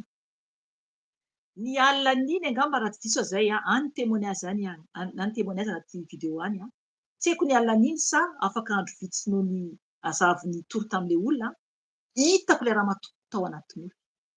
Hitako mihitsy anatin'ny aizina dia manompo sampy zany izy anatin'ny aizina hitako mihitsy ilay Andriamanitra tompony zany no antsoiny zany amin'ny fotoana io mivavaka amin'izay zany izy zany mivavaka amin'izany izy no anatin'ilay nofo zany naseho an-tompo zany hoe natonga anazy nandà dia Andriamanitra hafa mihitsy no tompony dia hitako anatin'ny aizina. Ry havana tsy olona iray ihany ny asian'ny tompo maro ny olona aseho an'ny tompo ny amin'ny zavatra ataon'olona anatin'ny aizina ka mila mitandrina isika tompo satria ny tompo mahita izay ataontsika anatin'ny aizina ary mahavelo tompo. Amen. Andininy 13 fa zavatra rehetra rehefa ampahafantarana dia aseho ny mazava. Amen. Hitanareo izany zavatra rehetra rehefa ka ampahafantarana dia aseho ny mazava. Ny tompo dia fahazavana. Izao fitoriana izao dia anatin'ny fahazavana satria Jesosy no miteny. Izy no mampahafantatra ny fahazavany hamonjy fanahy. Fahazavana any an-danitra no tanjona. Jesosy no ambara. Raha manontany ianao dia mazava tsara ilay verset. Mazava tsara ny ten'Andriamanitra. Marina zavatra ambara eto fa tsy hoe akory hoe mivoana anaty Baiboly. Zay ilay hoe anatin'ny mazava zany ilay izy tsy anatin'ny aizina zany. Ampahafantarina ny zavatra izay atao amin'ny mazava izany. 14 fa na inona aseho dia mazava. Koa izany no ilazany hoe mifoaza ianao izay matory ary mitsangana amin'ny maty dia ampahazavanao Kristy. Amen. Ry havana zay ilay izy. Mila tsika miseho ao anatin'ny fahazavana. Tokony hazava ny mombantsika tsirairay avy. Jesosy ilay fahazavana. Mety ianao menatra anambaran'i Jesosy. Ry havana. Menatra koa Jesosy eo anatrehany anjely any an-danitra sy ny iray raha ohatra ka menatra azy ianao ety ambonin'ny tany. Raha menatra azy ianao ety ambonin'ny tany dia menatra koa izy eo anatrehany ray sy ny anjely any an-danitra rehefa tonga ny fotoana. Anaty ten'Andriamanitra mihitsy izany. Ka tokony tsika tena hoe hijoro mazava tahaka an'i Jesosy. Hijoro mazava tahaka an'i Jesosy. Satria ny tompo dia ray ny fahazavana. Tadidiko mihitsy taloha efa ela be zany rehefa mankany amin'ny restaurant dia tsy mahasahy mivavaka indraindray teo aloha. Taloha efa ela be moa zany aveko indray fa tonga dia misakafo. Fa noho ny efa fotoana taty aoriana dia nitenen'ny fanahy masina mihitsy aho dia tsy menatra intsony aho fa mivavaka alohan'ny sakafo fa mankany amin'ny restaurant. Mikipy dia mivavaka. Na tsy mivavaka ary ny olona eo aloha dia mivavaka aho. Na miaraka amin'ny rafozako na miaraka amin'ny zobako dia mivavaka vitan'izy ireo. Tonga sakafo, olona manomboka amin'ny sakafo za mivavaka aloha. Zay ilay hoe tsy menatra ny tompo isika. Tsy menatra ny tompo. Fa ohatra ka hoe afenimpentsika Jesosy dia ho lavo tompo koa isika. Ho lavo ny tompo koa isika. Na ao anaty fiara raha izany alohan'ny handeha, alohan'ny hitondra fiara na eo akaikin'ny ramoseko ohatra na hoe ny ankizy ohatra mitondra fiara dia za eo akaiky dia tsy maintsy mivavaka aloha rehefa miaraka amiko satria tsy ny tena no mahay zavatra rehetra fa Jesosy no mitondra. Izy no mitondra. Dia mila mivavaka aloha. Dia mikipy, miondrika dia mikipy anaty fiara. Dia mivavaka amin'i Jesosy hiarovany tompo mba tsy havoan'ny accident ary koa izy mihitsy no hitondra zany. Ary andravaravany asafavalo zany mba tsy hanafika ny teny. Zay ilay hoe miaraka amin'i Jesosy. Mila tsika tena hoe mifoha zany hoe na inona zany dia aseho amin'ny mazava. Tokony tsy ho menatra mihitsy. Indraindray izay mivavaka anaty fiara ohatran'io na indraindray za mivavaka anaty fiara ohatran'io dia indraindray misy olona mandalo amin'ny trottoir, misy vazaha mandalo amin'ny trottoir. Tsy haiko na ohatra na mijery na tsy mijery fa Jesosy no jerena. Izy no ray. Izy no antsoina. Ka tokony hiseho foana ny fahazavantsika n'aiza n'aiza isika. Dia hoy ny ten'Andriamanitra teo hoe koa izany no ilazany hoe mifoaza ianao izay matory ary mitsangana amin'ny maty dia ampahazavanao Kristy. Amen. Hitanareo izany? Mila antsika mifoha ara-panahy io anie. Zay le hoe mila ho feno fanahy zany rehefa avy eo. Mila antsika mifoha ara-panahy. Ry havana mifoha azy amin'izay. Mandeha ny andro, mandeha ny volana, mandeha ny taona, mihazakazaka izany. Ho avy Jesosy, ho avy Jesosy araka ny fahabebahana teo. Ho avy Jesosy araka ny rahateo. Raha tonga moa Jesosy amin'izao anio izao. Raha tonga ny tompo efa vola be ianao. Ry havana, mila antsika mifoha amin'ny torimaso am-panahy. Mitsangana azafady, ary mitsangana amin'ny maty dia ampazavanao Kristy. Amen. Zay le hoe tena hoe maty ara-panahy zany. Dia mila antsika mifoha mihitsy amin'ny ara-panahy. Dia ny tompo ampahazavanao amin'izay. Ampahazavanao amin'izay Jesosy ohatra ka tena hoe vonona. Raha vonona ianao, andiva 10. Koa tandremo tsara izay fitondran-tenanareo mba tsy ho tahaka ny adala fa tahaka ny endry. Amen. Ry havana, mila antsika mitandrina.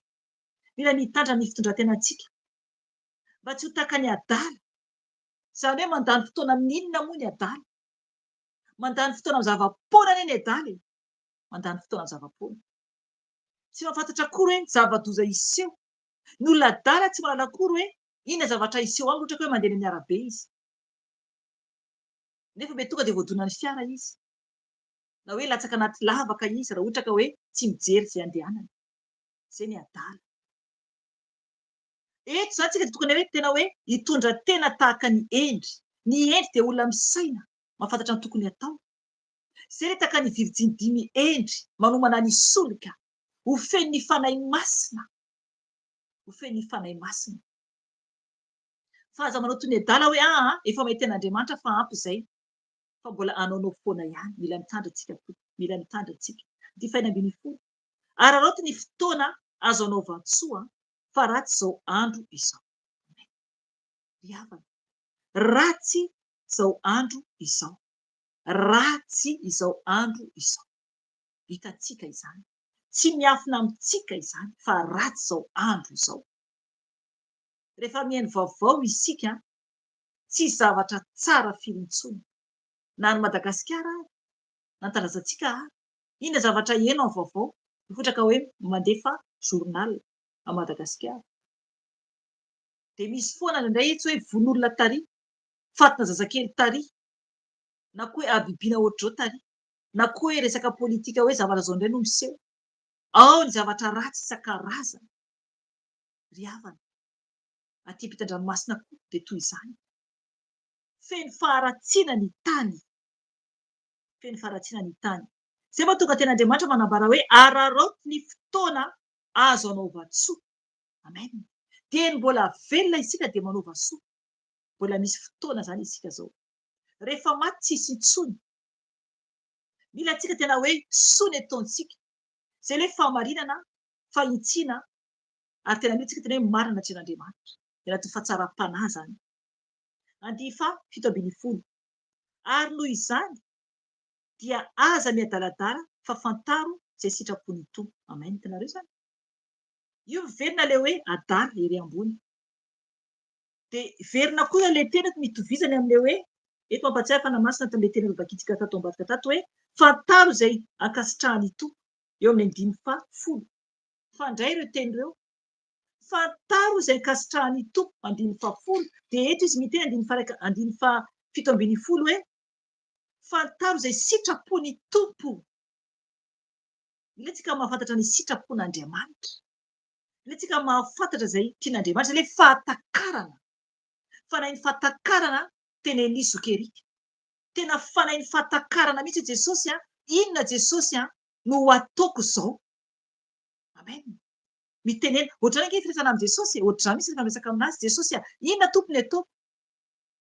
Izany indraindray fampiarezako eo raha ohatra ka hoe misy hoe maniry koa anao izay anoatra ny ataoko izany rehefa ohatra ka hoe fotoanako zareo ireo mivavaka satria misy izany andro tsy idirako en direct ary koa izany tsy arahako vavaka anaty groupe dia indraindray ny fotoana io rehefa zareo ireo mivavaka dia indraindray misy fotoana hitenenako anatin'ny vavaka io izany miteny amin'ny teny dia misy fotoana tena hoe mangina fotsiny mangina fa eo am-pandonana ihany dia miaino miaina tena hoe mangina tanteraka zany de mandefa mozika kely foana moa amin'ny fotoana io de indraindray tena hoe mangina tsy marena inona na inona fa miaino fotsiny mipetraka fotsiny eo de fantatro fa natrehan'ny tompo aho na de hoe tsy mahita fahitana na de hoe tsy mare antompo miteny fa tena hoe mila zany tena hoe fiadanam-po fiadanam-panahy fa eo fotsiny zany ianao eo anatrehan'i Jesosy fotsiny zany ianao zany zay zavatra indraindray tsara atao zay zavatra zay amen satria mba hikopena zany ilay tabataban'izao tontolo izao zay entsika eran-tany anatin'ny fahangirana indraindray no ilain'ny fanahintsika koa fanahintsika io mila mangina indraindray fanahintsika ilaintsika tena hoe mangina eo anatrehan'ny tompo dia miaino fotsiny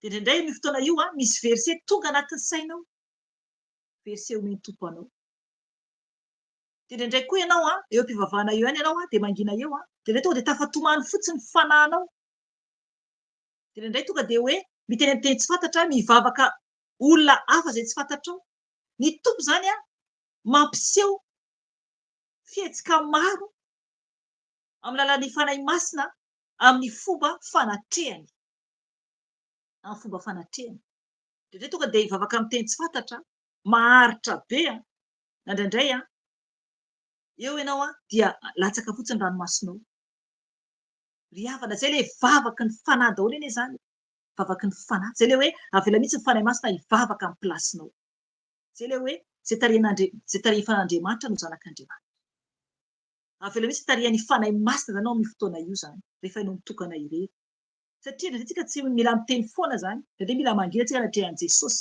natrehan'ny tompo fa miaino de mipetraka eo fotsiny mandoarika eo fotsiny zany amen manaraka an'izay dia 10:20 aza homamy divay ianareo fa misy fanaranam-po amin'ny ratsy amin'izany aoka ianareo ho feno ny fanahy amen zay le izy eto ry havana ny teny hoe aza mamy divay ianareo fa misy fanaranam-po amin'ny ratsy amin'izany amen eto dia hoy ny fanahy masina amintsika hoe oka zany tsika tsy etra-tsy momba ny amin'ny nofy zany ny amin'ny nofy de fisotroana ny amin'ny zavatry ny tany zany ilayntsika mitandrina oka tsy etra-tsy momba ny amin'ny kibo momba ny amin'ny fahadalàna fahamamona faharatsiana ilayntsika tena mitandrina momba ny amin'izany any keo maraina ahako dia namaky ten'Andriamanitra zany tsy anatin'ny fotoam-bavaka zany fa za le vavaka maraina manokana zany dia tarihin'ny fanahy masina namaky ten'Andriamanitra tany amin'ny bokyny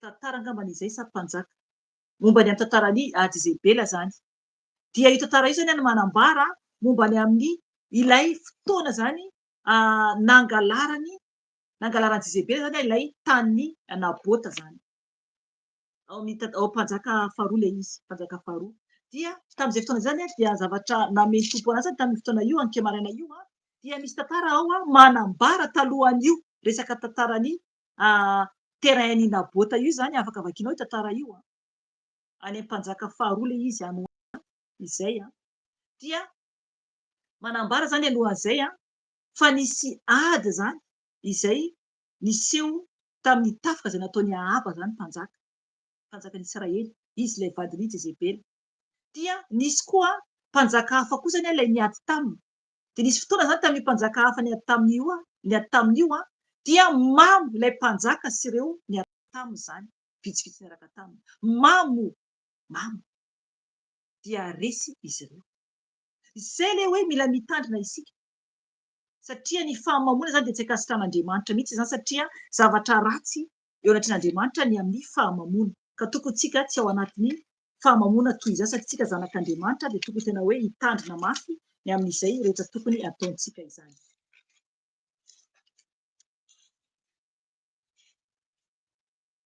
dia ho raisitsika ny eo amin'ny 9:10 zao isika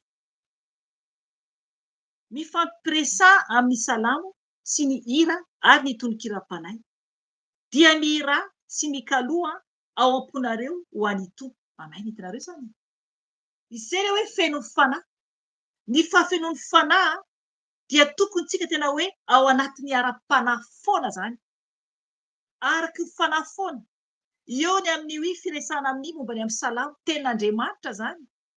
Eo ihany koa ny amin'ny hira zany sy ny tonokiram-panahy ao amin'ny tenin'Andriamanitra daholo izany. Eo ihany koa ny amin'ny mihira sy mikalo ao am-ponareo ho an'ny tompo. Amen. Fanahy daholo izany, ara-panahy daholo izany, fanahintsika olombelona. Zay le tena ao amin'ny tompo zany. Ka mila antsika tena hoe miaina amin'ny fanahy, ho feno ny fanahy, ho feno ny fanahy masina. 120 farany. Misaora mandrakariva an'Andriamanitra ray noho ny zavatra rehetra amin'ny anaran'i Jesosy Kristy tompontsika. Amen. Hitanareo izany? Mila antsika misaotra an'Andriamanitra mandrakariva. Na inona zany tokony hisaotra an'Andriamanitra zany izy. Noho ny zavatra rehetra, ny zavatra rehetra tompoko, noho ny zavatra rehetra amin'ny anaran'i Jesosy Kristy tompontsika. Zay ilay hoe rehefa vita ny vavaka any amin'ny farany dia atao amin'ny anaran'i Jesosy, satria Jesosy no mitondra antsika eo anatrehany iray mivavaka ho antsika. Mivavaka ho antsika. Zay ilay ry amin'ny Matio manambara hoe eto eo amiko izy Jesosy, mankanisa aty amiko Jesosy ianareo izay mavesa retretana tsy miasa fatratra. Entiny ao amin'ny tompo zany ny olana rehetra. Dia ny tompo no mitondra ny vavaka eo anatrehan'Andriamanitra vavaka ho antsika ary mandohalika ho antsika Jesosy. Dia amin'ny fotoana io zany dia mitentsika amin'ny farany hoe amin'ny anaran'i Jesosy zany ny vavaka izay ataontsika zany, satria amin'izay tonga soamantsara ny atrehan'Andriamanitra ny vavakantsika amin'izay fotoana izay. Ny havana tiantsika ny tompo oka itsika hijoro tsara andeha araka ny fanahy, ho feno ny fanahy. Oka tsika hifeno oka tsika ho feno mitafotafo mihitsy ny fanan'Andriamanitra ny momba antsika tsirairay avy. Ao amin'ny Jaona 7:1 ihany no raisiko iteny io moa zokerika zany no namen'ny tompo ny teny io fa ho raisiko amin'ny 9 zany. Jaona 7:1. Dia vaky toy izao raha Jesosy tompo hoe izay ateraky ny nofo dia nofo ary izay ateraky ny fanahy dia fanahy. Amen. Ry havana, tsy maintsy tsika mandeha araka ny fanan'Andriamanitra raha ohatra te hiditra ny lanitra. Fa raha mandeha araka ny nofo isika dia mbola any anatin'ny nofo ihany dia tsisy fanan'Andriamanitra hipetraka anatintsika. Engany tompoko ka tena andeha araka ny fanahy isika tsirairay avy hiditra amin'ny taona 2026. Engany tena hijoro tsara isika mba ho tafiditra ny lanitra ary eo ka tsika hitandrina mba tsy hampalahelo ny fanahy masin'Andriamanitra. Mila mitandra tsika tompoko satria raha mampalahelo ny fanahy masin'Andriamanitra tsika dia tsy eken'Andriamanitra izany. Izany teny izany dia amin'ny Efesiana 4:13.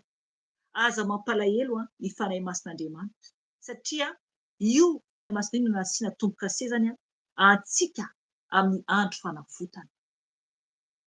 Raha ohatra vita batisa amin'ny ranobe ianao ka nandray ny fanahy masin'Andriamanitra dia nasiany tombo-kase, nasian'Andriamanitra tombo-kase ny fanahy masina zany amintsika. Zay ilay ao anatintsika izy any amin'ny Jaona 2:20. Ao anatintsika izy ary mandrakizay ny fanahy masina eo amintsika foana, eo foana izy mandrakizay. Any amin'ny Jaona 2:20 manambara izay meko anareo ny verset dia hivavaka isika. Ho anao izay mbola tsy nandray an'i Jesosy ho tompo sy mpamonjy ny fiainanao afaka ianao mandray ny tompo raha vonona ianao ka tena ankatohana azy, anaradia azy. Ao amin'ny Jaona 2:20 andiny fa 7:20 afaka vakianao manomboka 9:20 manambara momba ny fanahy masina, afaka vakianao hatramin'ny 1:30 izany teny izany. Jaona 2:4. Havana hivavaka antsika marantsika izao fotoana izao ary itondrazantsika tena tsirairay tompo mba tena olo-baovao tokoa tsika amin'ny taona ho avy ary tena hoe hiala tanteraka amin'ny ratsy rehetra ary ankatohan'ny tompo mba ho tafiditra ny lanitra. Vavaka antsika tompo dia ho anao izay indray Jesosy oka ianao hiomana afaka mibebaka sahady ianao mandohalika ianao ohatra ka hoe afaka mandohalika. Raha tsy afaka mandohalika ianao miaino izao dia afaka ataonao rehefa tonga amin'ny toerana misy ianao ianao ka afaka mandohalika tompo dia izay no anotanteranao satria mila tena mitokana ianao manao ny fibebana atrehan'i Jesosy fa aza raisina maivana izany. Vavaka antsika tompo. Jesosy tompo, misaotra anao Jesosy. Misaotra Jesosy ny amin'ny fotoana teto tompo satria Andriamanitra tsara indrindra ianao. Misaotra tompo satria ianao no tompony asa, izay dia fitaovana fotsiny ihany. Jesosy mankasitraka ny amin'ny fananaranao lehibe anay hatramin'ny fiandohana ka hatramin'izao Jesosy. Mankasitraka koa tompony amin'ny toky fanantenana izay nomenao anay Jesosy. Tompo, indray tsy Jesosy malala mangataka ny famindramponao ny amin'ny tsy fahatanteranay. Jesosy io. Okenao tompo ameny ny fanainao masina amin'ny zanakao tsiraray avy Jesosy ho an'ny taona vaovao. Okenao tompo hieny tsiraray avy tompo any amin'ny fotoana hibeban'izy ireo Jesosy rehefa tonga Jesosy ny fotoana kafan'izy ireo tompo manatona anao. Jesosy tompo mitondra eto izahay andreo zanakao izay andrianao tompo sy mpamonjy ny fiainana. Okenao tompo hieny ny vavaka izay ataony. Okenao anaraka ny teniko raha ohatra tsy hainao zavatra ambaranao. Itia Jesosy mangataka ny fifonana aminao satria Jesosy tsy mendrika. Itia tompo fampanota Jesosy ka ny Jesosy dia fantatro fa ianao no Andriamanitra. Ianao no tompo mpamonjy. Ianao rery ihany no lalana Jesosy. Ka mangataka ny famindramponao Jesosy fa fao Jesosy ny eloko rehetra, ny fahotako rehetra Jesosy marala ho fafao Jesosy amin'ny rano soa. Ka itia Jesosy manomboka an'io Jesosy mandray anao ho tompoko sy ho mpamonjy ny fiainako mandrakizay dory. Midira atom-poko Jesosy. Okenao anjaka atom-poko Jesosy satria tompo tsy mahavita tena ao. Mila ny fanahy masinao ao Jesosy. Aizako mandeha amin'ny fiainako ety ambonin'ny tany mandra-pahatonga any aminao. Ka okenao Jesosy anjaka atao anatin'ny foko Jesosy malala manomboka an'io Jesosy mba ho tena zanakao ao. Tsy raha tompony anarako any an-danitra fa fao Jesosy ny anarako any amin'ny elo. Jesosy malala ho mamindra fo amiko ianao. Avoza Jesosy ampenaro ao fanahy masina tantano ny diako. Azavao aho. Azavao aho mba hay andeha araka ny fahazavanao. Misaotra Jesosy. Zao tsika hivavaka angataka famindram-po amin'ny tompo. Raha vonona ianao tena hoe hiova tokoa dia malora tena anao anatrehan Jesosy. Jesosy io. Ndretsy Jesosy malala ho. Misaotra anao Jesosy ny amin'ny fitiavanao. Mangataka ny famindram-ponao Jesosy. Ka an'io tompo dia anao tena tompo izay Jesosy anavoandray Jesosy falora tena anay Jesosy. Anaraka anao, anao sitraponao, anao izay tianao tompo mba ho feno ny fanahy masinao. Okenao ameno anay fanahy masina amin'ny fotoana rehetra izay angatanay aminao fanahy masina satria milanao izay. Tsy mahavita teny izay fanahy masina iray fa milanao izay amin'izao tany malama izao. Eny malama ity tany iananay ity fanahy masina ka milanao izay. Ka mangataka ny hery avy aminao. Mangataka ny fanahy maherinao mba hitoetra aminay tsiraray avy zanakao. Okenao amindra fo amin'ny tandrazanay. Okenao amindra fo amin'ny firenenay. Okenao amindra fo amin'ny tany Jesosy io. Satria ho avy ianao. Ho avy ianao tompo malala ho. Ka okenao tompo hiteny aminay, anamboatra anay, anavaoanay isan'andro isan'andro. Misaotra tompony amin'ny fotoana izay vita teto Jesosy ka okenao ampitoetra ny tenao anatin'ny fanahinay. Ianao Jesosy ilay masina Jesosy ary tsisy masina hafa ankoatranao. Ka mendrika derany ianao, mendrika kalazaina ianao. Ka ny voninahitra ho anao tompo malala ho. Nao lehibe indrindra Jesosy hatramin'ny taloha indrindra izay indrindra mandrakizay dory. Misaotra tompo ny amin'ny fotoana teto. Misaotra tompo ny amin'ny zavatra rehetra Jesosy. Amin'ny anaranao Jesosy ny angatana izany vavaka izany tompo. Ka ianao ihany no miambonahitra mandrakizay dory. Misaotra Jesosy malala. Misaotra ray malala. Misaotra fanahy masina. Aleluia. Amen. Amen. Misaotra tompontsika. Aleluia. Zay zany tompoko ny fotoanan'io dia mametraka velominareo izay menada dia tonga dia mirary fety sambatra ho anareo miaraka amin'ny Jesosy miaraka amin'ny Jesosy amin'ny faran'ny taona dia samy ho tratry ny taona vaovao daholo tsika dia aenga ny ka tena hijoro tsara ny tsiraray avy dia eo moa ny teny izay omeny tompo zany rehefa tonga ny teny omeny tompo ho antsika voalohan'ny taona dia mitondra ny teny eto ihany ako fa ny efa azo aloha io dia entintsika andray ny taona vaovao dia hoe aoka ho feno ny fanahy masina zany isika zany. Amen. Zay raha tompo fametraka velominareo izay menada dia samy hita iny tompo daholo. Veloma daholo tompoko. Amen.